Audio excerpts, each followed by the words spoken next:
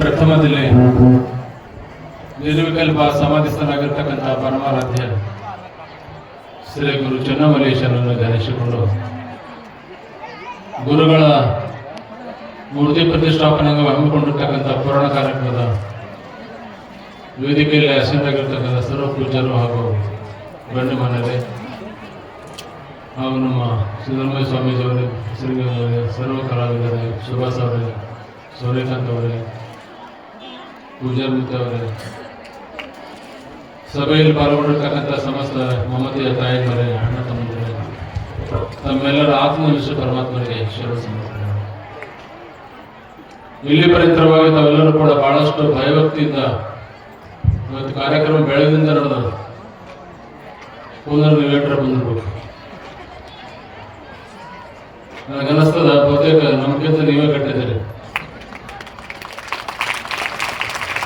ನಮ್ಮ ಕುಂದಾರಕ್ಕಿಂತ ಬೇಕಾದವ ನೀವು ನಾನು ನಡೆದವ್ರು ಕೂತ್ಕೊಂಡಿದ್ವಿ ಎಲ್ಲರೂ.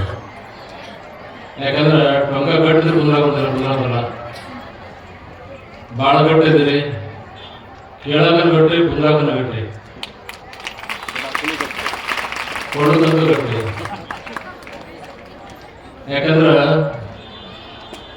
ಒಂದೊಂದು ಕಡೆ ಪುರಾಣ ಚಂದ್ರ ಅವ್ರು ಮಾತಾಡ್ತಿರ್ತಾರೆ. ಅವ್ರು ಹೇಳಿದ್ರು ಗೊತ್ತಾಗಲ್ಲ, ಇವ್ರು ಹೇಳಿದಾರು ಗೊತ್ತಾಗಲ್ಲ. ಆದರೆ ನಿಮ್ಮಲ್ಲಿ ಏನದಂದ್ರೆ ಶಾಂತತೆ ತುಂಬಿಕೊಳ್ಳೋದು, ಪ್ರತಿಯೊಬ್ಬರು ಕೂಡ ಸಮಾಧಾನ ಬೇಕಾಗಿದೆ. ಜಾಸ್ತಿ ಮಾತಾಡೋಂಗಿಲ್ಲ. ಮುತ್ತಲೊಂದು ಪಾವಡ್ ಹೇಳ್ತೇನೆ. ಮುತ್ತಲು ಒಂದ್ಸಲ ಅಂಕಿಲಿ ಹೊಂಟಿರುತ್ತೆ ಮಳೆಗಾಲದಾಗ. ಶಿವರಾಯ ಸಾಣಕಂತದಾರ, ಶಿವರಾಯ ಗಾಡಿ ಕಟ್ಕೊಂಡು ಬರೋ ಅಂಕಿಲಿ ಹೋಗಮ್ಮ. ಗಾಡಿ ಕಟ್ಕೊಂಡ್ರ ಹಳ್ಳ ಬಂದ ಫುಲ್ಲೆಲ್ಲ, ಹಳ್ಳ ತುಂಬ ಮರ್ಲಿಕ್ಕತ್ತದ. ಆಚೆ ಕಡೆ ಜನ ಹೇಳ್ತಾರೆ, ಮುತ್ತಲು ಬರಬೇಡ್ರಿ, ಹಳ್ಳ ತುಂಬ ಮರ್ಲಿಕ್ಕತ್ತದ, ಬರಬೇಡ್ರಿ. ಎಲ್ಲಿ ಅವ್ರ ಹಂಗೆ ನಡೆಯುತ್ತಾರೆ. ಪೂರಾ ಗಾಡಿ ನೀರು ಹೋಗ್ತಾವ, ತೆಲುಗು ನಿಂದಿರ್ತಾರೆ ಮುತ್ತರು. ಎಲ್ಲ ಹಾಸಿಗೆ ತೊಯ್ತದ, ಎಲ್ಲ ತೊಯ್ತದ. ಅಂಕಲಿ ಊರಾಗ ಹೋದಾಗ ಮುತ್ತರು ಕೇಳ್ತಾರ, ನಾವು ಅಪ್ಪ ಯಾರು ನೀವು ಹೋಗ್ಬೇಕ್ರಿ, ನಿನ್ನ ಹತ್ರ ಭಾಳ ಹುಷಾರಿದ್ದಮ್ಮ, ಎತ್ತಿ ಹಾಕಿ ನಡಿಬೇಡಿ, ಯಾರ ಮನೆ ಹೋಳಿಗೆ ಅವ್ರ ಮನೆ ಸೀದವ್ ನಿಂತಿರ್ತಾವ ಅಂತ ಮುತ್ತರು. ಎತ್ತಿ ಅಂಗಡಿ ಹೋಗ್ಬೇಡ, ಯಾರ ಮನೆ ಹೋಳಿಗೆ ಅದಾವ ಅವ್ರ ಮನೆ ತಾನೇ ಸೀದವ್ ಅಂತ ಸುಮ್ಕುಂದ್ರು ಗಾಡಿ.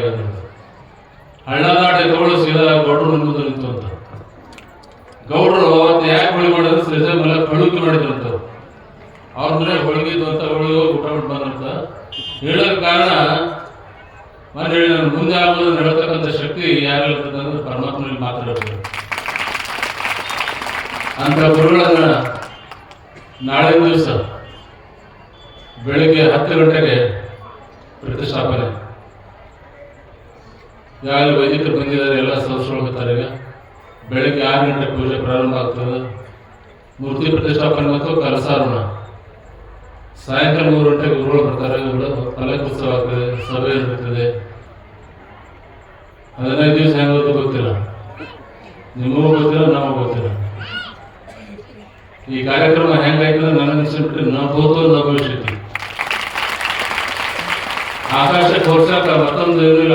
ಆಕಾಶದ ಸಾಕ್ಷಿ, ಭೂಮಿ ಸಾಕ್ಷಿ, ಮಾಡಾಳ ಮಠದ ಕಾರ್ಯಕ್ರಮ ಮಾಡಾಳ ಮಠದ ಸಾಕ್ಷಿ. ಅಂತ ಒಂದು ಸಂಭ್ರಮದ ಜಾತ್ರೆ ಬಹುತೇಕ ನಾವು ಅಂದ್ಕೊಂಡಿಲ್ಲ, ಅಂದ್ಕೊಂಡ್ಬಿಟ್ರೆ ನಿಮ್ಗೆ ಗೊತ್ತ, ನಾವು ಅಂದ್ಕೊಂಡಿದ್ದಿಲ್ಲ. ಇಷ್ಟು ಸಂಭ್ರಮ ನಡೀತದೆ, ಇಷ್ಟೆಲ್ಲ ನೀವೆಲ್ಲ ಬರ್ತೀರಿ. ನಾವೆಲ್ಲ ಸೂರ್ಯಕಾಂತ ನಾವೆಲ್ಲ ಮಾತಾಡಿದ್ದೀವಿ. ಊರು ದೂರದಪ್ಪ ಗಾಡಿ ಇಡ್ಬೇಕು ನೋಡಿ ಬರೋದು ಮಾಡ್ಕೊಂಡಿದ್ದೀವಿ ನಾವು.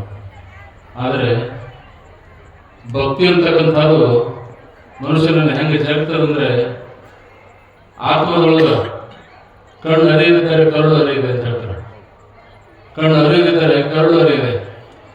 ಕಣ್ಣು ನಡಿಲಿಲ್ಲ ಅಂದ್ರೆ ಕರುಳು ನಡೀತಿದೆ ಅಂತ. ಒಂದು ಸಲ ಒಬ್ಬ ಬಸ್ ಡ್ರೈವರ್ ಬಸ್ ನಿಲ್ಲಿಸಿ ಊಟಕ್ಕೆ ಹೋಗಿದ್ದಂತ. ನಿಲ್ಲಿಸುವಾಗ ಎಲ್ಲರೂ ನಾಮುಂದ ನಿಮ್ಮದು ಹತ್ತಿ, ಯಾರು ಟೊಪ್ಪಿಗೆ ಇಟ್ಟಾರ, ಯಾರು ಮುಂಚಿಗೆ ಇಟ್ಟಾರ, ಸೀಟ್ ಹಿಡಿದಾರ, ಒಬ್ಬರು ಒಂದು ಸೀಟ್ ಹಿಡಿದಾರ. ಎಲ್ಲರೂ ಬಂದು ತಮ್ಮ ಸಿಟಿ ಕೂತ್ಕೊಂಡ್ರು. ಒಂದು ಮುದುಕಿ ಬಂದು ಡ್ರೈವರ್ ಸಿಟಿ ಕೂತ್ಕೊಂಡು ಮುದುಕಿ ಡ್ರೈವರ್ ಊಟ ಮಾಡಿ ಬಂದವ ಇಳಿಯವ ಅಂದ್ರ ಅವ್ರ ಕೂತಾರೆ, ಅವ್ರು ಹಿಡಿದು ನಾನು ಹಿಡಿತೇನೆ. ಅವ್ರು ಸೀಟ್ ಹಿಡಿದ್ರೆ ನಾನು ಸೀಟ್ ಹಿಡಿದೇನೆ. ಒಂದು ಅದೇ ಕಡೆ ಐತಿ. ಹಂಗಲ್ಲದು ನನ್ನ ಖಾಯಂ ಸೆಟಲ್ ಇದೆ, ಅದ್ರ ಮೇಲೆ ಯಾರು ಮುಂದೆ ಬರಂಗಿಲ್ಲ. ನಾ ಇಲ್ಲಿ ಕೂತ್ಕೊಂಡ್ರೆ ನೀವು ಹಿಂದೆ ಕೂತ್ ಮಂದಿಗೆಲ್ಲ ತೊಗೊಂಡು ಹೋಗಿ ಬರ್ತದ, ನೀ ಕೂತಂದ್ರೆ ಬೇರೆ ತೊಗೊಂಡು ತಿಳಿ ಅಂತಾರೆ. ಹಂಗ ಪಕ್ಕಾ ಸೀಟ್ ಪಕ್ಕಾ ಜಾಗ ನೀವು ಯಾರಿಗೆ ಕೊಟ್ಟಿದ್ರೆ ಚಲವಂತ ಪಕ್ಕಾ ಜಾಗ ಇದೆ ಕೊಡ್ತೀವಿ. ಹಾರ್ಟ್ನೊಳಗೆ ದಿಲ್ಲದೊಳಗೆ ಪಕ್ಕಾ ಜಾಗ ಚಲವಂತ ಕೊಟ್ಟರೆ ಯಾರು ಒಂದು ಬರೋಕ್ಕೆ ಜಾಗ ಮಾತೋದಿಲ್ಲ. ಅಂತ ಭಕ್ತರಾಗಿರ್ತಕ್ಕಂಥ ನೀವೇ ಧನ್ಯರು, ನೀವೇ ಮಾನ್ಯರು.